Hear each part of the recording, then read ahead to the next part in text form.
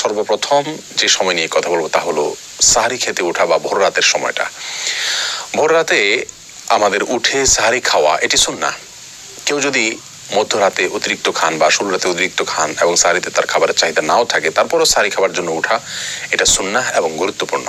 সাল্লাল্লাহু আলাইহি ওয়াসাল্লাম বলেছেন, তাসাহহারু ফাইন্না ফিস সাহুরি বারাকাহ, তোমরা সাহারি খাও কারণ সাহারি খেলে তার মধ্যে বরকত রয়েছে, এই খাবারের ভিতরে বরকত রাখা হয়েছে। অল্প হলেও খাওয়া সুন্নাত, বিশেষ করে খেজুর খাওয়ার কথা বিভিন্ন হাদিসে রয়েছে। আমরা সাহারিতে আর যাই খাই একটা করে খেজুর অন্তত খাবো।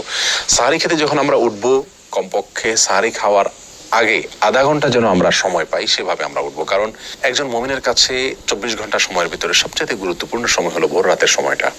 কারণ এই সময়টাতে আল্লাহ সুবহানাহু ওয়া তাআলা দুনিয়ার আসমানে নেমে আসেন এবং বান্দাদেরকে ডেকে ডেকে তাদেরকে ক্ষমা করে থাকেন, তাদের চাওয়াগুলোকে মঞ্জুর করে থাকেন। আল্লাহর নৈকট্য অর্জনের জন্য সবচেয়ে মোক্ষম সময় হলো এটি। এই জন্য তাহাজ্জুদের সালাত, যত নফল নামাজ আছে তার ভিতরে সবচেয়ে গুরুত্বপূর্ণ নফল নামাজ তাহাজ্জুদের নামাজ। বছরের অন্য কোনো সময়ে আমরা এত গুরুত্বের সাথে হয়তো পড়তে পারি না।